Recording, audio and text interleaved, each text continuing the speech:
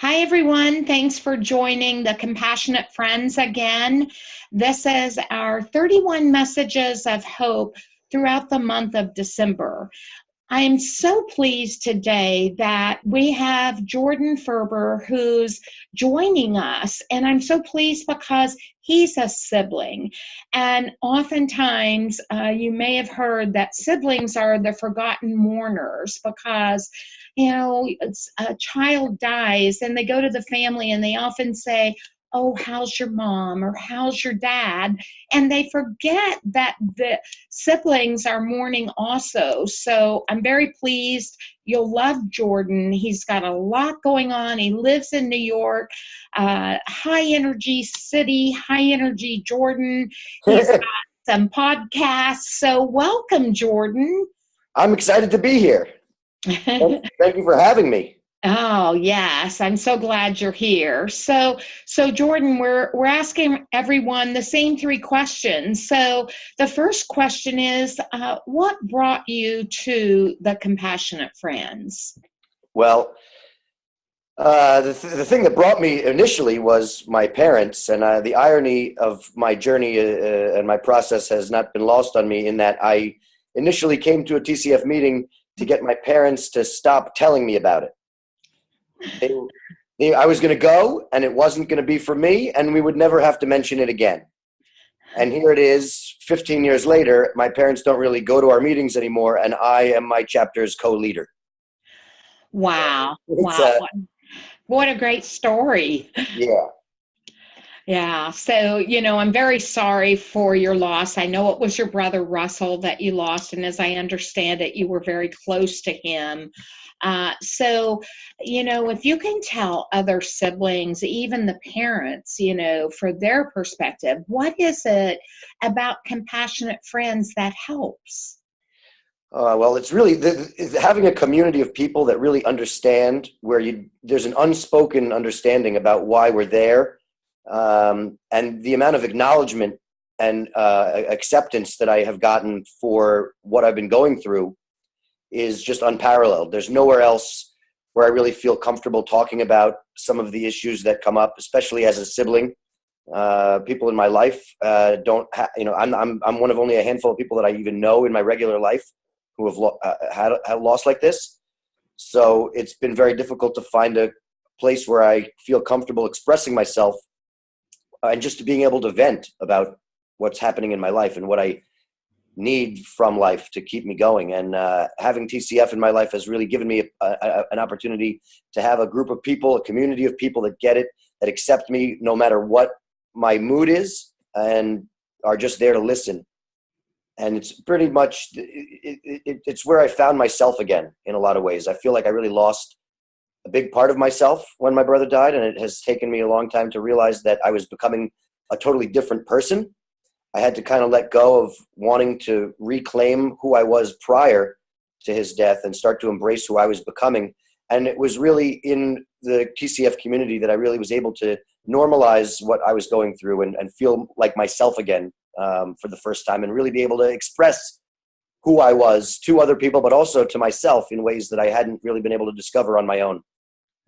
Wow, that's really profound, to normalize that grief. And, oftentimes what I've found just in my short grief journey since losing my son in 2011 is that, people want the old me back. And of course, the old me's not coming back because Right. it's a very significant event. So I like that, normalizing our journey and our grief.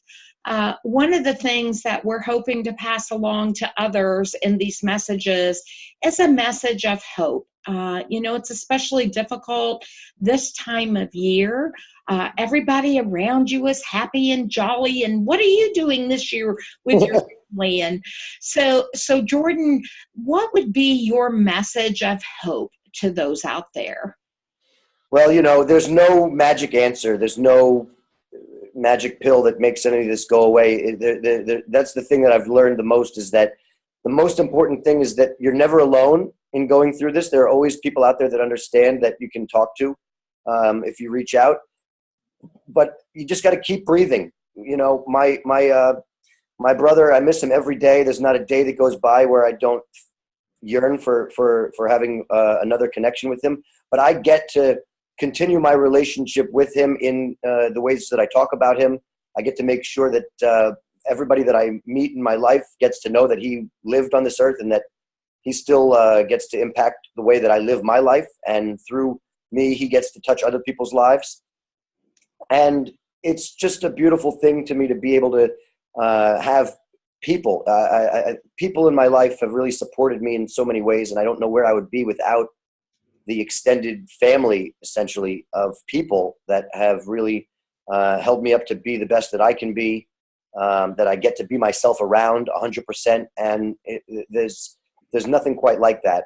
And as cheesy as it might sound, people always say, oh, your brother would want you to be going on. Of course he would want me to be going on. I want to be going on. I'm continually trying to find ways to look forward to what tomorrow brings, even as difficult as that can be. But I know that as great as yesterday was and as terrible as today is, I know that tomorrow is another day. And it may not be as great as it was yesterday, but it surely will be better than today. Oh, that's a wonderful message. And I know that will give a lot of people hope. And I want to just kind of give a shout out for siblings that, if you're watching this on our Facebook, we have closed Facebook pages. And there's the Compassionate Friends, Sounds of the Siblings, where it's just the siblings that are in there that you can chat, talk about your feelings. You don't have to worry that, someone's getting back to your parent or anything like that. It's a closed Facebook page, and what goes on there stays there. I also want to let all of you know that we have a wall of hope, so that if you have your own particular message of hope that you would like to provide to others, as well as to share a picture of your loved one, go to our wall, our website at compassionatefriends.org, and take a look at messages that have been provided there, as well as to perhaps provide your own message. So thank you, Jordon, so much for inspiring all of us. Well, thank you, Debbie, for having me, and thank you to the entire TCF community for, embracing me over these number of years as well, and making sure that I feel a part of that family, and giving me a place to do off-color jokes.